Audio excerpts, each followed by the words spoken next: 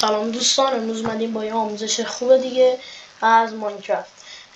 این اولین ویدیوی کانال یوتیوبمون هست و من درخواست دارم که توی یوتیوب هم مثل آخران منو همراهی بکنید و ما این اولین ویدیو سال 2024مون هست. میدونم یکم دیر شد ولی من معذرت میخوام. الان بالاخره تونستم بیام و کانالمو شروع کنم. من تو تابستون ویدیو استارت گذاشته بودم ولی الان اومدم دیگه، حالا نشده بود.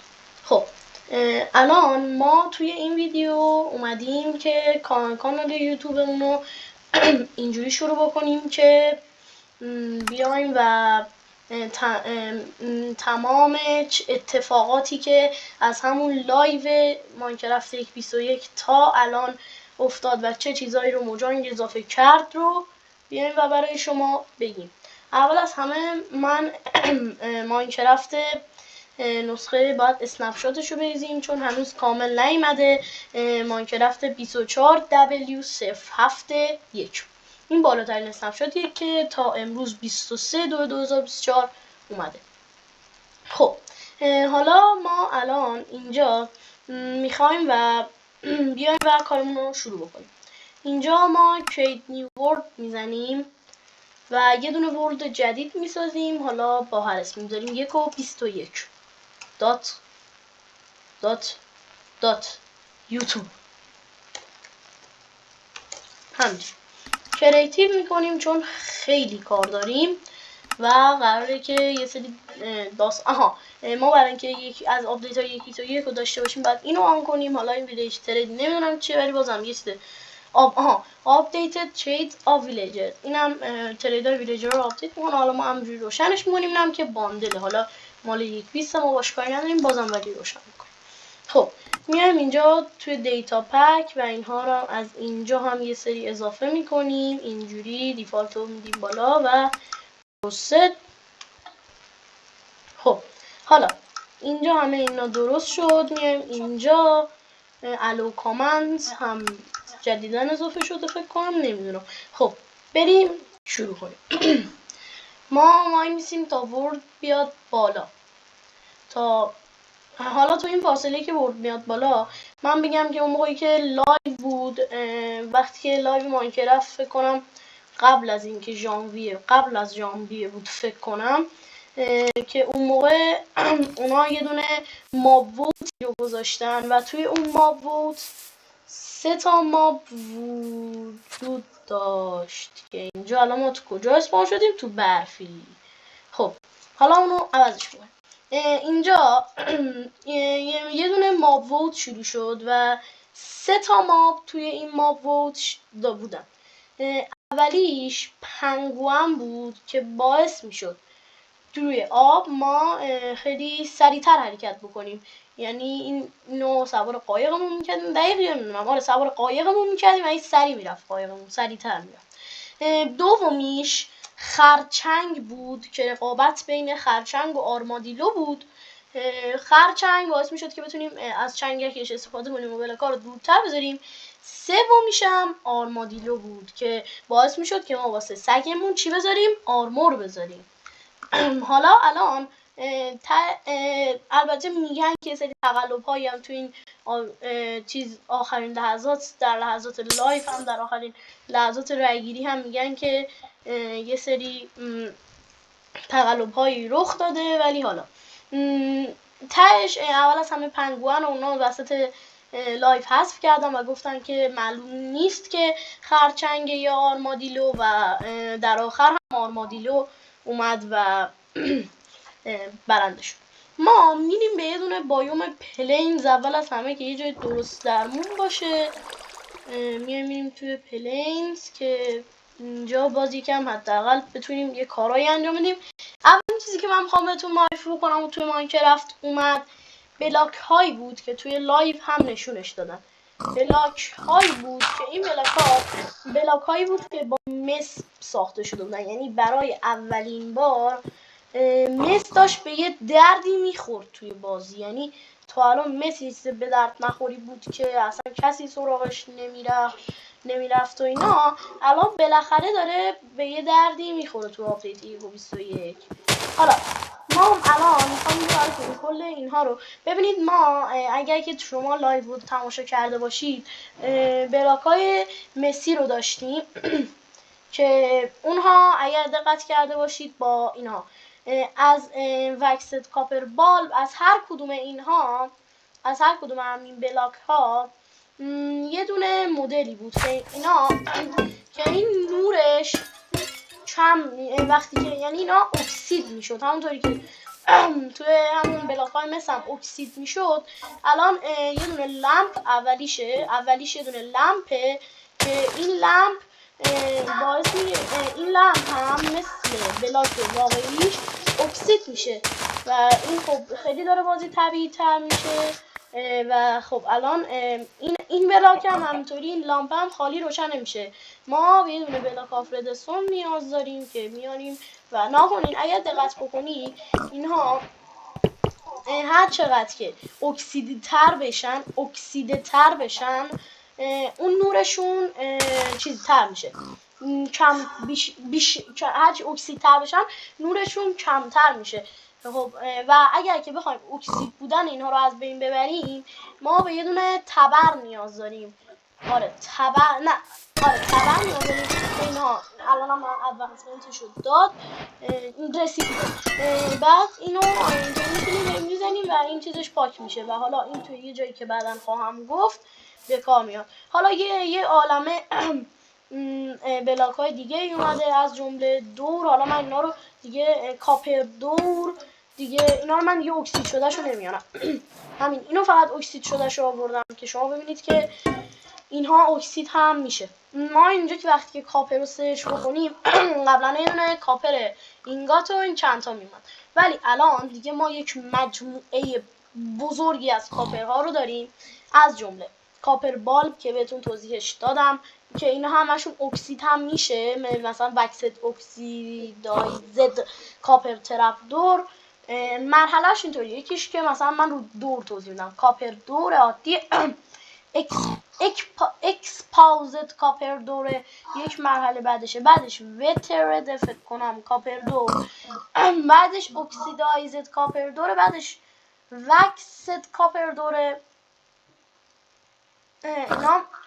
این فکر کنم وکسد کاپر دور همونیه که اصل به مالیمش نمیدونم. وکسد اکسپاوزد دور و وکسد وترد و وکسد اکسیدایزد که این از همه کمتره. و یه دونه بلاک باحال دیگه هم داریم ما که این توریتوره و از مس ساخته میشه، خیلی هم باحاله. ناهون یه صدای خیلی باحالی هم داره و همچنین از توش میتونین اونوری رو ببینین، یعنی اینجوریه، خیلی باحاله. و یه چیز دیگه هم من امروزم میگم صدام گرفته. و یه دونه دیگه چیزلد کاپر رو داریم، خود بلاکش رو داریم که اکسید میشه.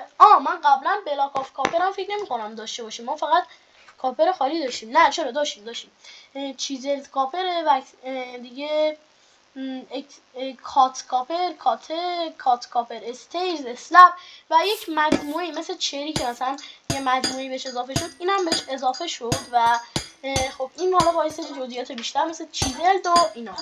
حالا اینجا ما این بلاک های مسی رو توضیح دادیم.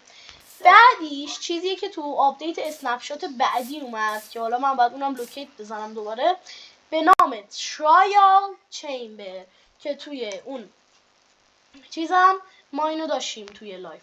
من اینو یه دونه لوکیت میزنم دوباره، لوکیت استراکچر، یه دونه چیمبر که بزنیم ترایال چیمبرز. اینم که بریم این 258 بلاک هم با اون فاصله داشت. میایم اینجا و اینجا ترایال چیمبر هست و این اگه این الان لودش بکنه ترایال چیمبر هم یه دونه تالار تور هست. اینو من باید اسپکتیتور کنم. یه دونه تالار تور هستش که توی اتفاقا بالای سوامپ هم اسپاون شد. ما به سوامپ هم آخر کار داریم. این ترایال چیمبر ها اونها هاشش. این ترایال چیمبر ها با چندین ها اتاقه و مثل یک جور تالاره که میگن که کنار ماین شافت ها پیدا میشه و توی اینجا هم باز یک عالمه چیزهای جدیدی هست که اونها رو هم در بعدش براتون خواهم گفت. حالا اینجا کنید از همون چراغ هایی که بهتون گفتم هست و اگر الان من اینجا سروایول کنم راستی من ایستی هم باید بهتون میگفتم که میگم اون هم اسمشو یادم رفته ولی خب اونم تازگی دراغ جدیدی اگر که شما الان که تو ترایال چیمبر اینا نکنید اینها هستش و این یه چیز جدید دیگه داریم. این ترایال چیمبر بدون تالار بزرگه که خب توش لوت‌های خیلی خوب میتونید پیدا کنید. حالا من الان در مورد اینجا ببینید توی همین ترایال چیمبر ما یه دونه چیز جدید داریم به نام ترایال اسپاونر. این ترایال اسپاونر رو ناهون چه صدای باحالی هم داره. من یه دونه تورچ هم بیارم که بتونیم خوب اینجا رو نظاره کنیم. این آشش این ترایال اسپاونره که توش گفتم یه مابی هم از اسمشو یادم رفته. اینطوری این فقط تو ترایال چیمبر ها هستش و این میاد و وقتی که شما اسپاونرش چجوری خونسا میشه باید چراغ های دورش رو با عکس اینا رو چیش بکنید بیاین و اکسیدش رو پاک بکنید. این بالپا رو اکسید شدهش رو پاک بکنید و این چیزش خونسا میشه. وقتی که شما این رو بکشید این مثلا ماب درونی این رو بکشید این بهتون یه دونه لوتیوم میده. اینم من بهتون میگم بعدش. اینم مثل خیلی خفنیه. اینو وقتی که شما چیزشو بکشید ماب داخلشو بکشید اینا اینجا هست همه اینا هم صدا میده. ما به اینو که شما بکشید یه چیز دیگه هم هست اونم بعد بهتون بگم الان دیدم. ما بهشو که بکشید بهتون یه دونه لوت چیز میده و این بر اساس تعداد پلیری که دارید بازی میکنید اسپان میشه چیزش تعداد مابهاش. و حالا بعد از این اومدن و همون موقع بعدش نه یه دونه مابی رو معرفی کردن به نام بریز که اکثرا توی همین ترایال چیمبر اکثرا که نه تو ترایال چیمبر پیدا میشه و توی همین ترایال چیمبر اینجا هستش این بریز. و الان من یه دونه بریز هم اینجا براتون با اسپان میکنم. اون خیلی ظاهر باحالی داره و یه دونه حالت یه دونه آدمک طور هست دورش یه دونه چیز طور هست میگم چیز طور یه دونه گردباد طور هست که این گردباده این وقتی که شما این دیسپنسر رو اگر شما نگاه کنید الان اگه من اینجا سروایول کنم اینجا همه اینا اسپان میشه و حالا من الان نمیخوام بدم ممکنه بمیریم و این میاد به سمتمون حمله میکنه و این دمیجی که داره چیه؟ دمیجش خیلی آنچنان جونی نیست. این باد میزنه و این بادش چرا بادش با یه دمیج اینا هم اسپان شدن. اینجا قرار نبود من اینا رو الان نشون بدم. دلش کنید. این اینجوریه که این چیکار میکنه باد بهتون دمیج میزنه و این بادش میاد این دیسپنسرها رو فعال میکنه که حالا تو اینا الان خالیه و میتونه تو اینا مثلا تیر باشه چی باشه و به شما دمیج بزنه و حتی ترپدورا هم این باز میکنه و خیلی دمیج باحالی. و حالا من یه سری بلاکی هم یادم رفتهتون بگم. بلاک های تاف.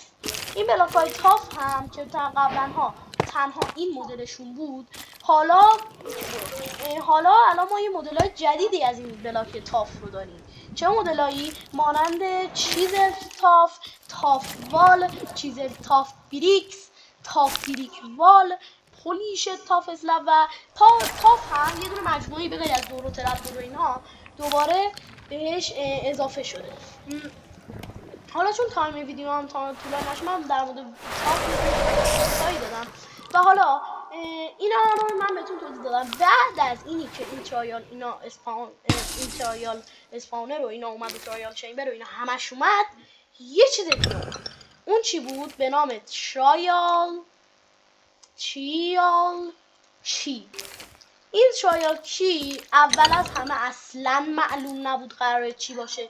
یه عده میگفتن شاید مثلا قفلی باشه که بخواد دورهای کافری رو باز کنه که هیچ تأثیری هم مثلا نداره و اینو بعدش اومدن یه دونه چیز باحال‌تری رو در مورد این گفتن.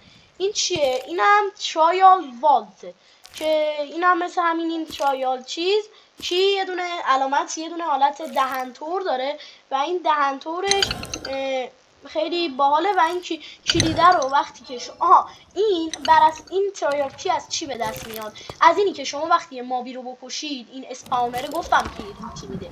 بعضی وقتا این لوتش این ترایال کی است. این ترایال کیه باعث میشه که شما تو سوروایور برید دنبال ترایال والت بگردید که حالا این چقدر هم چیز باحالیه. دورش وقتی برید وایسید روشن میشه چراغش. برید دنبال ترایال والت بگردید و این ترایال والت رو باز کنید و این توش لوت خفنی داره و میتونید همین کلید رو دست به دست بکنید بین دوستاتون توی سرور و اینو هی بدین به اون یکی باش باز کنه لوت بگیره، خودتون باز کنید اون یکی دوستاتون باز بکنه و اینطوری لوت های خفن از این به دست بیارید. حالا اینم من گفتم بهتون. حالا چیز دیگه ای که هست ترایال والت و اینا رو همه رو گفتم. ما از اینجا خارج میشیم میریم به همون اون بالا، میریم به اسپکتیتور میکنیم میریم بالا. الان شبم شد. میریم تو همین میگم چیز سوامپ توی بایوم سوامپ ما میایم اینجا و اینو کریتیو میکنیم و حالا من یه دونه تایم ست هم سریع بزنم. یه دونه کامند جدیدی هم اضافه شده به نام کامند تیک. الان دیدم که این تیک مثلا میتونه تیک فریز و آنفریز باشه که اونم حالا بهتون توضیح خواهم داد. اینا یه دونه جدید اومده به نام تیک فریز که شما وقتی اینو بزنید تمام ماپا فروزن میشن و شما میتونید هر کاری دلتون خواست روشون انجام بدید. حالا اینم حالا ولش کنید و یه دونه تیک آن فریز داریم، تیک فریز و تیک آن فریز که دوباره آنفریز میشن. خب اینم یه دونه توضیح مختصری از این دادم. حالا ما بریم سراغ ماب جدیدی که این بعد از همه اینا اومد و قبلش معرفی شده بود توی چیز آرمادیلو که این چی کار میکنه؟ این کارو میکنه که ناخون خیلی هم گولی و کیوت و کلوه که این وقتی هم که بهش دمج بزنید ناخون میره تو خودش جمع میشه اما مانند واقعیش که بکنم یه دونه اسپانیایی بود من در موردش تحقیق دادم یادم میاد. این اینطوری خیلی کوچولو میشه و وقتی هم که بکشیدش یه دراپی داره که اون چیه؟ آرمادیلو اسکیوت که اینا رو با هم یه جوری تو کرافتینگ تیبل چیزش میکنید ترکیبش میکنید که من یادم رفته چه جوری بود. الان اگه نمیدونستم بهتون میگفتم که اینا رو یه جوری ترکیبش میکنید. حالا بذارید ما از طریق کرافتینگ تیبل اینو الان میفهمیم. اینجا یه دونه چیز بود از اینا بود آرمادیلو اسکیوت و بعد یه تعدادیشو به دست می آوردیم تا باهاش چی بسازیم؟ حالا ولش کنید. ولف آرمور بیایم و ای بابا اینو بذاریم ولف آرمور. این چی میشه؟ روی ولفتون یا حالا گرگتون یا سگتون یا هر چیزی. حالا من یه دونه ولف رو سریع اهلی بکنم. اینو اینجوری کنیم اهلی شد و اینو تنش بکنید یه مقداری جونش بیشتر میشه و من چقدر تو تنش خوب میشه و از طریق این آرمادیلو اسکیوت از طریق این جون الان من به این دمیج زده بودم این اومد اینو کش من اینو مثلا دمیج میدم در اثر این مابای کیوت و کوچولو ما میکشیمشون و از صدفشون برای آرمور سگمون استفاده کنیم کاملا بیرحمانه. و حالا یه چیزی که تو این چند هفته اخیر اضافه شد یه دونه مابی که توی سوامپ اسپان میشه مثل یه دونه اسکلتون هست به نام که حالا من شاید در مورد هر کدوم اینا بعداً جداگونه در مورد باگ یه دونه ویدیو بسازم. حالا الان اینجا شد ترکید. این یه دونه موجودیه به نام باگد که این موجود این موجود جدید همین چند هفته اخیر اضافه شده و مثل اون چیز اسمش یادم رفته همون اسکلتنی که توی برف اسپان میشه و این باگید هم مثل همون اون میمونه. حالا الان داره میسوزه خیلی هم ظاهر باحالی داره. اگه یه دونه اینو هم بدن با پشت سرش قارچی هستش دورش انگار که یه دونه اسکلتنیه که تو لجن غرق شده و چیز شده یه دونه اسکلتنی میمونه که توی لجن غرق شده و الان این شکلی شده به خاطر هم توی بایوم سوامپ و این حالت مردابطور تو شبا اسپان میشه و خیلی هم مثل همون اون چیز میمونه مثل اسمشو یادم رفته یه جور اسکلتون آبیه بود که توی برف میومد بود ولی این حالا یه مقداری خوشگل‌تره باحال‌تره. فکر کنم دمیج سرعتش هم از چیز عادی پایین‌تره سرعتش از اسکلتون عادی پایین تره و همین دیگه. من امیدوارم که از این ویدیو لذت کافی رو برده باشین. لایک و کامنت و سابسکرایب هم یادتون نره، زنگولش هم بزنید تا از ویدیو جدیدم با خبر بشید. دیگه فعالیت به صورت سرعتی شروع شده. من معذرت میخوام، واقعا معذرت میخوام بابت اینکه توی تابستون ویدیوی استارتو گذاشتم ولی الان شروع کردم. و خیلی ممنون که ویدیو تا اینجا با من همراه بودین. امیدوارم که از ویدیو لذت برده باشین. تا ویدیو بعدی، خدا نگهدار.